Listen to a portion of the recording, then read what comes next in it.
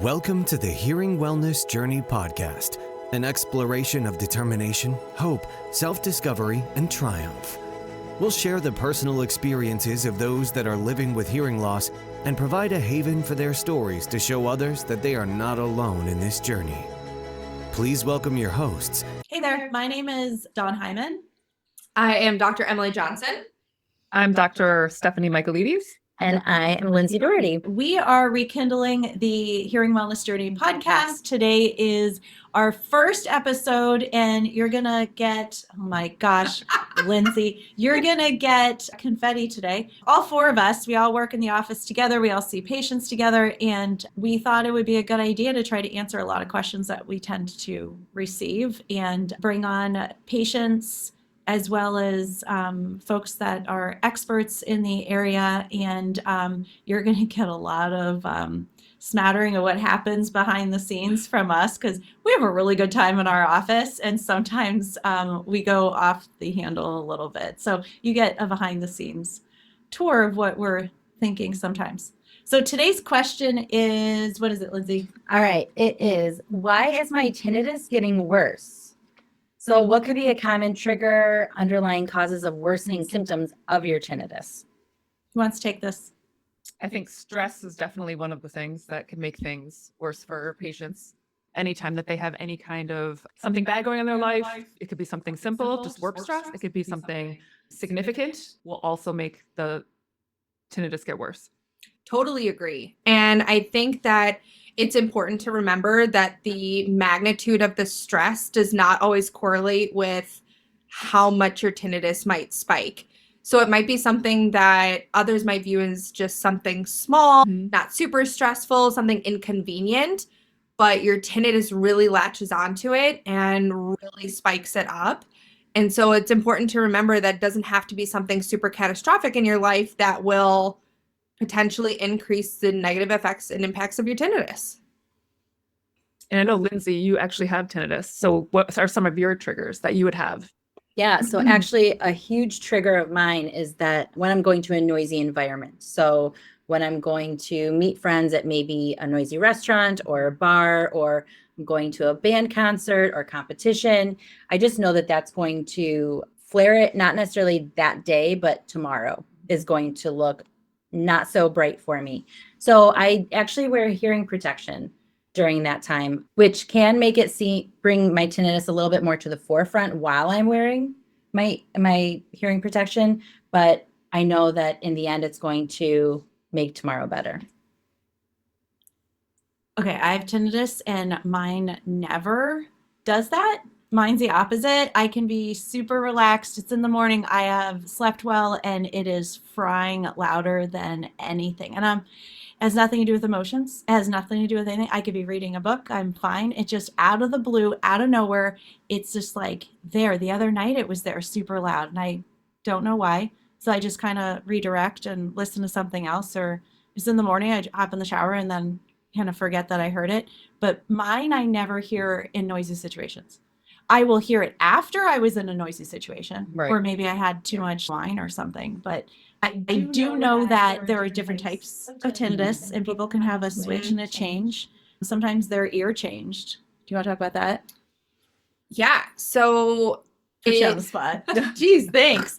So it really can come down to part of the ear changing. And usually we're looking at inner ear change. So that's our cochlea, the little snail-shaped piece in our head that is responsible for a lot of changes in terms of tinnitus and overall hearing loss in general. And then we also have to look at the nerve, and we absolutely cannot ignore the fact that the brain has a huge part in tinnitus. And so any sort of changes, even if they're just temporary shifts in your hearing. So I think for most people, you've gone to a loud concert, you've gone to some sort of loud party, and then you step outside and it's like, whoa. It's that feeling like in an action movie where there's an explosive and it's like, ee, and it's that silence. I think that has happened to most people. And that's actually a sign that something temporarily has changed in your auditory system. And for the most part, for most people, it returns back to baseline the next morning and you go about your day and you don't think about it. But the more times that happens, it absolutely can add up. If you go outside and you stomp on a piece of grass every single morning, the grass will continue to come back up. And then after maybe a week, a month, that grass stops coming up, and all of a sudden the grass is just kind of wilted. And that's sometimes how I view our inner ear. I like that And analogy. That's a good one. Have you guys had anybody who's had COVID or any kind of sudden infection or anything that their tinnitus flared? I feel like a lot of the patients, and we don't really have a lot of research saying that it's actually directly connected, but I want to say most of my patients who came in for tinnitus treatment of any kind found that was happening during COVID. Mm-hmm. So is it related? Was it COVID was a stressful time? Is there actual aspects of COVID that did give people tinnitus? But I don't know that a lot of patients are having, came in and that's when they first started noticing that they had tinnitus. It just didn't go away after they had COVID. So I don't know. We've had some people that they have some kind of virus like COVID and they came in and it turns out they had impacted earwax. You take it out and then it's better. There's some people that they had an ear infection. Sometimes something changed. They suddenly noticed that it changed and then their brain couldn't let go of it. Like it was just that one little event and then it was like they don't remember it ever being there before and now they can't get rid of it. Now, I kind of have a question about that. Like it suddenly pops up there. We're supposed to exercise for, dopamine and just to be better and blood flow and everything. But sometimes when I exercise really hard, my tinnitus flares. Is that something that somebody should be concerned about? Or is that something? How loud's that music, Lindsey? But it's more like because I wear hearing protection, I go to a workout class and it does have like the big boom, boom music, but it's like the tinnitus will be like really high after that. And so I kind of like bring everything down. One of the symptoms of change in tinnitus is high blood pressure. Yeah. Yeah. Mm-hmm. So that can make it louder. But we had a patient once, I don't know if you remember her. She won some big award at Lifetime Fitness for the most classes of anybody. And she wanted to hit all the classes. She might even be watching right now. I don't know. I think she follows on Instagram. She won. She went to more classes than anybody else that quarter. And yet the side effect was her ears were roaring, ringing. Super bad. We found a notching, high frequency hearing loss because the spin classes were so loud. The what do you call that? Pumba? Jamba? Zumba. Thank you. Zumba Yes. was super loud. Hip hop, Like all that. Zumba. She attended every single class, multiple classes in a day. And a side effect was the tinnitus. And it was because her hearing changed. Did you want to say something? I'm sorry. Yeah. So I think it's also important to remember that stress doesn't have to always mean something negative. Mm-hmm. So intense exercise or a new exercise regimen, things like that, it ultimately does stress the body. Mm-hmm. Even if it's for a beneficial purpose. And so when we think of going to do workouts, we're increasing blood pressure, we're having more blood flow to certain places. If you're working out really hard and not getting the oxygen there, then you're going to have some anaerobic exercise in there. And that's also a different type of stress on the body. And while we always encourage exercise and healthy lifestyle, it is something to pay attention to and maybe still do those exercises, but cut back a little bit. And Lindsey, turn your music down 50% on the iPhone, Android volume for your headphones is your sweet spot. And it may seem corny and cheesy to snag those phone plugs before taking a spin class, but ultimately you should do it. It's beneficial for your ears. And even if you're the only one in the room doing it, you're going to thank yourself later for being proactive. My spin class actually has earplugs. Yes. And when you first walk in. Yeah. So you can actually use the earplugs. Like nobody takes them, but they absolutely should. Oh, I wear hearing protection for hip hop fitness, but some of us, we were talking about do you have an internal monologue or not? Yes. Or do her husband does not for some reason. And I always have like a song going on. And I feel like, first of all, I don't want to hear the thoughts in my head while I'm working out. Because you know what they are. I hate this. I'm upset. I'm like all the stuff. So negative. So I'm like, turn on the music. And I am cranking it too loud. I know for a fact. I do love my AirPod Pro 2s. I do love my bone connection headphones. And now I have swim ones. So I am like just drowning out any negativity and just going with whatever. But the side effect is I'm a little worried. my Yeah. hearing. I know someone who can help you. You do? If you, yeah. They might even be in this room. I wonder who. I don't know. Like, Lindsay, are you really? I've seen you. You're not wearing headphones when I've seen you working out. She said she wears the earplugs. You're wearing earplugs. I do. I wear my musician plugs when I work out. But let's say you're out for a run or a bike. Are you listening to music or are you just listening? I would usually put on like a weird fun fact, wind like will cause like an earache. So if I'm riding my bike or something, I will put in like an AirPod and then leave it open though, so that I can hear the sounds. But then I will put on bone conduction headphones when I run usually, or I'll wear my AirPods. What do you do in your basement when you're spinning? I put in my AirPods. You wear AirPods? Mhm. Okay. So it drowns out anything else, so I don't have to have it too loud. Yeah. Same. So definitely wear both headphones if you're going to wear headphones, because there's something called the summation effect. And what people often don't realize is, okay, we think for safety purposes, for whatever reason, we're only going to wear one headphone so we can hear out of the other side. But what that results in is you cranking the volume louder and only putting it into one ear. So if you do this as a test at home, put one headphone in, put it at a comfortable volume that you'd want to listen to. Take the other headphone, don't change the volume, put it into your other ear and see how loud you're actually putting music, podcasts, our voices into your one ear. And you'd be like, whoa, that's way too loud. So it's actually more beneficial to wear both, or like Dr. Heiman said, bone conduction headphones. I love them. It's what I use when I run, because then that gives me still some situational awareness of everything going on around me, but I also don't have to crank it too loud to drown anything out. So just be a little bit cautious if you're only wearing one headphone for whatever reason, that you're not putting that one too loud as well, because then we can talk about noise-induced hearing loss just to that one ear, an increase in tinnitus just to that one side. And that's definitely a common trigger for your tinnitus getting worse, potentially your hearing loss getting worse, because you're just feeding that side. And usually we only wear that headphone in the same ear every single time.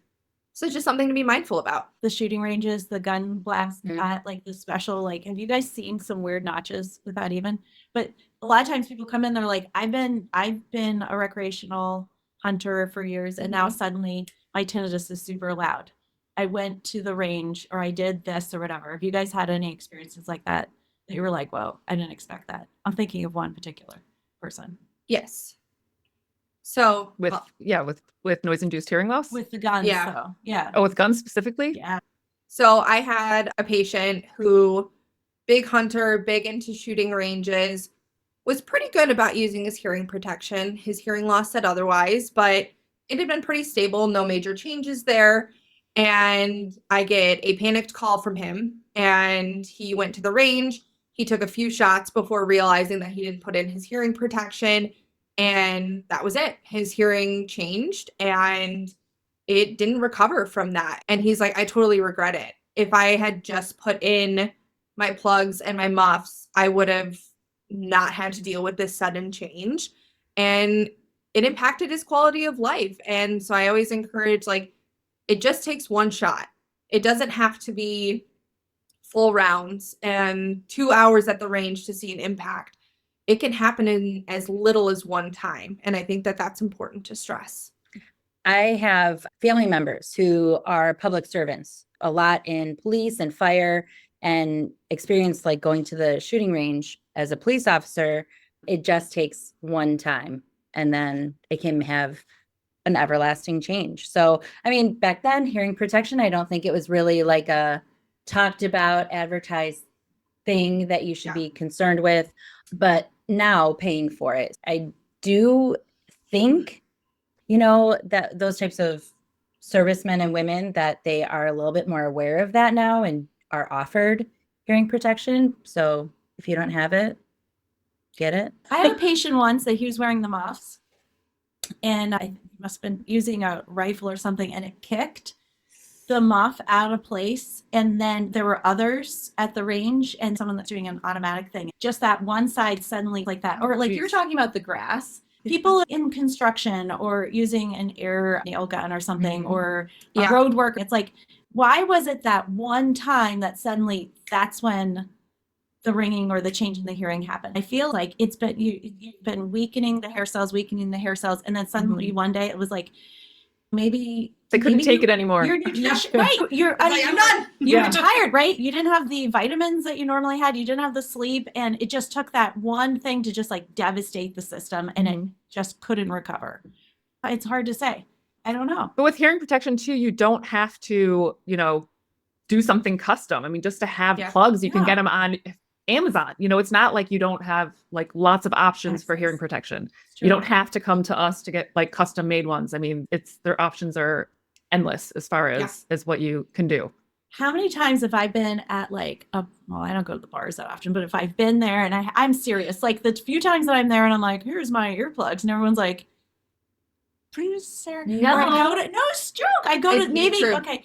True. Yeah. Okay, those in this room maybe You need to are, hang like, out with my straight and friends. narrow. No, but the movie. Listen, I went movies to the are movie so- theater. a Yeah. concert. You're Yeah. seeing U2 or whatever, and I'm the only person with hearing protection. And I'm like, seriously though, like it makes a difference. I can walk out and my ears aren't roaring, and maybe everyone else is. It's the little things that add up. Yes. But Ooh, I'm like more 4th of straight July. narrow I'm the person. person that brings the earplugs for all the of my friends. parades, on 4th of hand them July. out, Yep. and everyone's like, "Thank you." But they hand it to their kids. They don't themselves use it, which is a little annoying because they're too cool. We're all too cool. Society is we're I'm not. too cool for stuff. Yeah. Well, we had the St. Patrick's Day parade, and I saw a lot Yeah. of parents who had their babies with the mums baby. on, which Totally. is good. You do it for your but they were babies, you don't do it for yourself. Exactly. Yeah, it's like Coca-Cola. We wouldn't let little babies drink Coke, but oh my gosh, it tastes so good. And you've seen the stuff where they pour the Coke over like someone's engine for their car and it's eaten away and stuff. Like that's what it's doing to our body. But we would never let our babies, and we've never let our puppies drink that stuff. But for us, we're like, oh, I'm tough, I'm cool, it'll be fine. It catches up with you though. You can't undo ear damage. Yeah. So I'm going to switch gears. I just saw Lindsey take a sip of her coffee a few minutes ago. So as somebody Are we plugging? who had, Are we sponsored? this episode brought to you by Duncan. We Just would kidding. prefer Starbucks. Just kidding. I mean, you just I sent me do. a message on my watch, so it's fine. But I brewed think my own. one of the common triggers for tinnitus is caffeine. Oh, right. And so I think it's important to address that. I would love to know the statistics on how many adults start their day with a cup of coffee in the morning. But does it make a difference if you do a cup of coffee versus an espresso versus a green tea versus a half calf? Yes. All of the different Yeah. options. So, Lindsey, does caffeine trigger your tinnitus to get worse, or is that not something for you? So since my tinnitus, when it was first flaring, I was drinking like 3-4 cups a day at the office. I had a problem. I had easy access to it. Guys, I just realized that's my problem. Is it caffeine? It's gotta be. Like, oh my God. Like, I'm having 2 double espressos in the 2. That's 4 espressos in the morning. And I'm like, I get up in the morning and I just sit and relax. And I don't know why my ears are like frying and ringing and stuff. No. That never, ever occurred to me. Like, I'm super chill. I'm awake. But you tell people about this. Realize this. Oh, thank you, Dr. Johnson. I'm not going to stop drinking coffee. You're though. not going to Sorry. stop drinking Why coffee. is my But tinnitus worse on work days? But exactly. And that's what it was. Now I limit myself to 1 cup a day. That That's is never my gonna happen. goal. Now, last week I ended up having unexpectedly a triple espresso. Unexpectedly. How is that an accident? Well, I was It was making free, it and he said- Oh, actually, I made it at home, which is even worse because I put the pods in there. And anyway, I paid for it, but I do try and limit that and then switch to, decaffeinated teas Hot brown water. afterwards. So, Hot brown water. What's your favorite decaffeinated tea for those listening who are looking for other options? Actually, so it's an herbal tea. It's the lemon ginger. really? It's so good. It's so good. It actually is. Not a It's fan. actually not Lasso brown would say Okay. no. because it's lemon I'm with ginger. Jen. It's herbal. Season 4 is Um, coming, by the way. Just Ted Lasso. That's where. I That's know. I right. know. Yeah. Yeah. That's right. Normally I have Good a stuff. sticker, a Ted Lasso sticker on the back of my computer. So I'm a huge fan. Mm. Yes. So I made a conscious effort to limit that intake because I think 3 to 4 cups a day That's is a little excessive. Maybe like Borderline once a problem. week. Right. Maybe once a week, like on a weekend or something, if it's just lazy day, whatever, but Yeah. not on the regular. Fair enough. As I have a large brown sugar shaken espresso. I am not one to talk, but I don't currently experience tinnitus. Did you make that So- yourself? This? Yeah. No, I got to sit down. They make that in London. Yes. Yeah, it's Sabrina Carpenter. Oh. Oh, For our younger listeners. Yeah.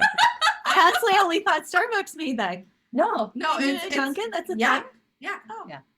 It's pretty good. Oh, get out. See, I'm gonna learn here.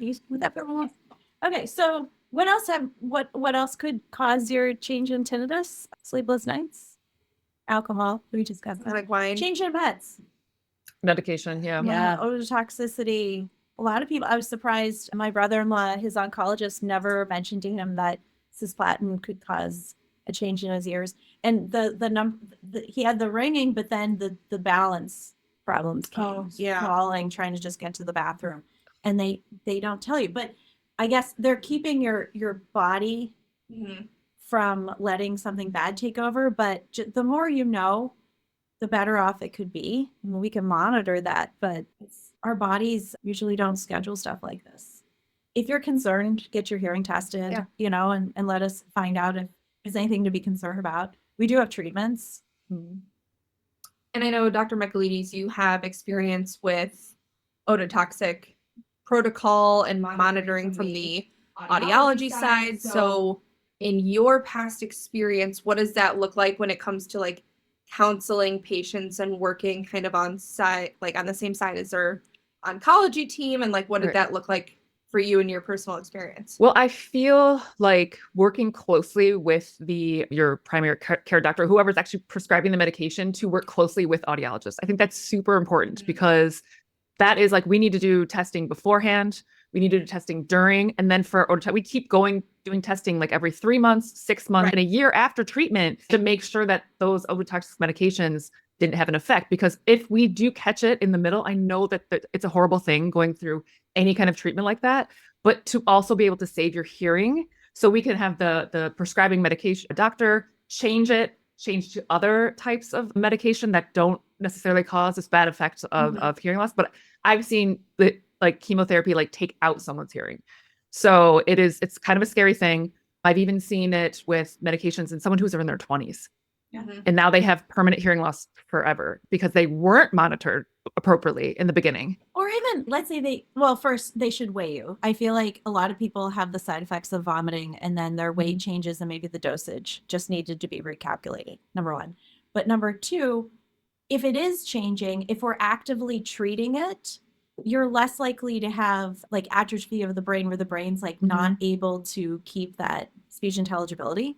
Like, we don't want to have it go, and then maybe you're cured of the cancer and 5 years later you're like, I feel like I just never heard well. But you went for 5 years without hearing well. That affects your ability to process the speech. So early intervention is definitely a good thing. It's having conversations though with your doctors, getting the right referral. I feel like too many doctors don't think hearing is important, and they don't realize end stages of life, communication and listening and telling stories are all you really have left. Mm-hmm. And if that person, like, I've been bedside with someone who their hearing suddenly changed, their body couldn't fight the infections. They brought me in. I was able to test and then fit power hearing aids on this one particular gentleman, where the whole family, all of us were in tears because he could actually have a conversation. And they knew he had weeks, but the stories are everything. Quality of life. Quality of life. Yeah. And why? Yeah. So many people okay. So we're talking about, I'm a big loser at a concert wearing hearing protection, but so many people do know something changed. And then they're like, I don't want to be the loser that wears hearing aids. Right. That's gutting. Like, you've decided that you're just going to sit in silence rather than join the conversation, have fun, Avoid those places too, because you Right. can't communicate. True. Yeah, and then social isolation, depression, all of that. And then guess what? You're left by yourself with your ringing of your ears. That's no fun. We can help that. Just got to be Debbie Downer, didn't I? Somebody do something happy. Some Little little Debbie Downer there.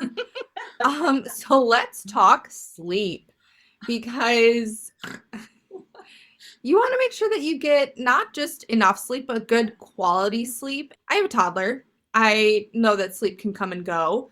And I often talk about that with my tinnitus patients who they're like, I'm up at 2 a.m. and it's ringing. And I'm like, well, you can message me because I might be awake too.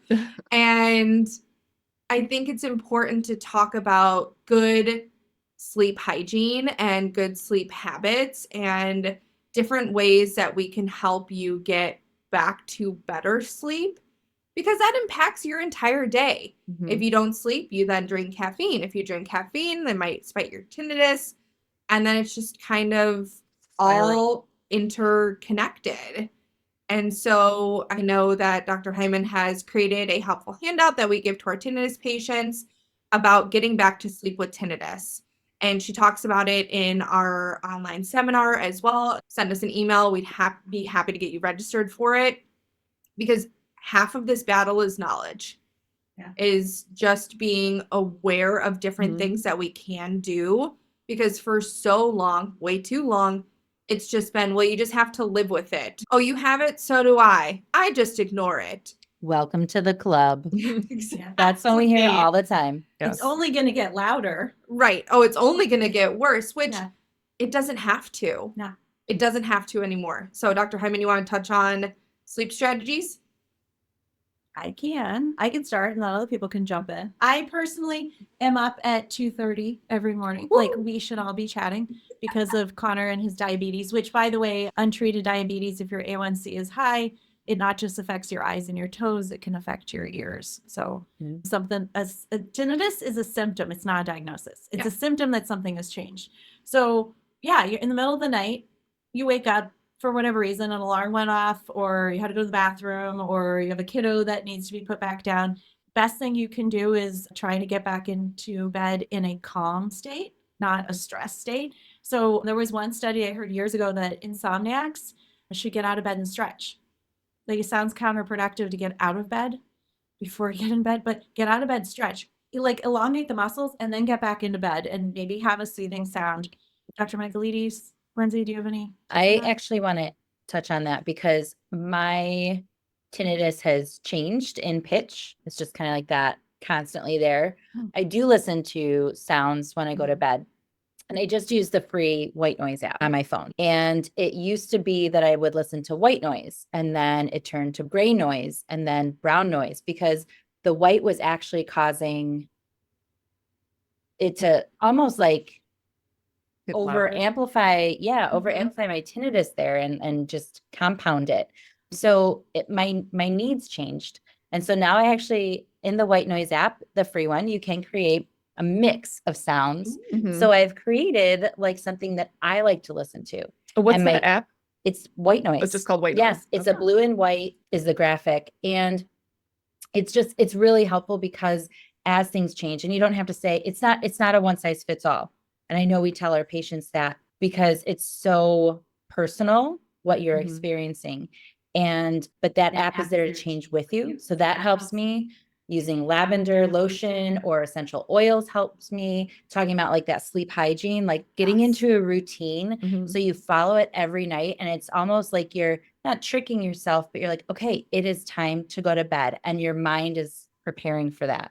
Dr. Michaelides, you use a different app, or you recommend? No, I actually have a white noise machine that I take with me pretty much everywhere. So even when we just recently stayed in a hotel, like I brought it with me, and then I actually left it there. So I had to go back. Shoot. Oh, no. But what's that Calm app that you pay for? Isn't it Calm? It's and then, but that they have some free and you can pay for it, and then you can get more. But my favorite one on that. So when I do just have my phone, like if we go to Europe or something and I can't plug my white noise in, I'll use that app, Calm. And then my favorite one is Airplane Cabin. It's the best. Airplane cabin. Yeah. Really? Yeah. It's kind of a nice mixture. It's not like the white noise, but it's really nice because if I am in a quiet room, I cannot sleep. That's fair. Yeah, I mean, That's it's just fair. I have to have some sort of background noise. I know other people like to listen to music. Other people like to have the TV on. I feel like that's too distracting for me. I just like that kind of calm. Otherwise, I'm hearing my tinnitus. But that's really all I need. But if I don't have it, I'm not sleeping. It's just I'm not I sleeping. like the White Xen app. What do you listen to? I like playing with that. I have a white noise machine. You do? Doesn't loud Resound have an fan. app that Yeah. you can change like the Yeah. pink, Or like the something. different types of noise? Yep. Yeah. And Widex is good. I know my kid will say, and I'm sorry if this triggers your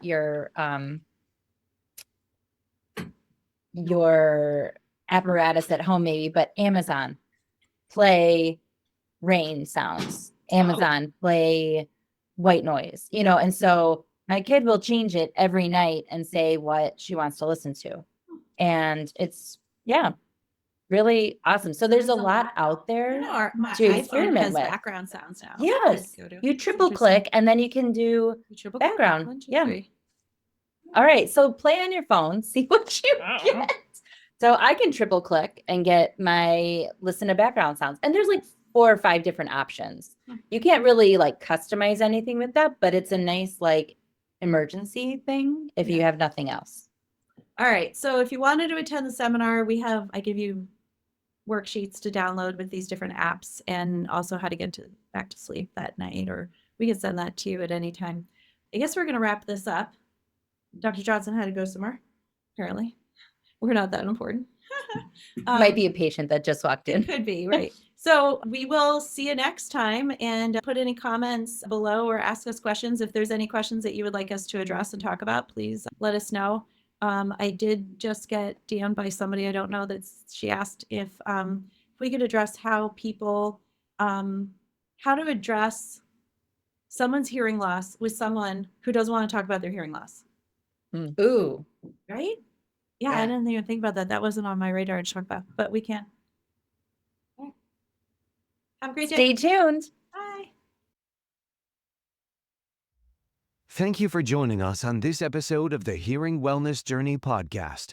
For more information about what we do and the services we provide, please visit our website at hearingwellnessjourney.com/podcast, where you can find more resources based on today's discussion, as well as request to be a member of our Hearing Wellness Journey community on Facebook. That's available for our listeners exclusively on hearingwellnessjourney.com/podcast.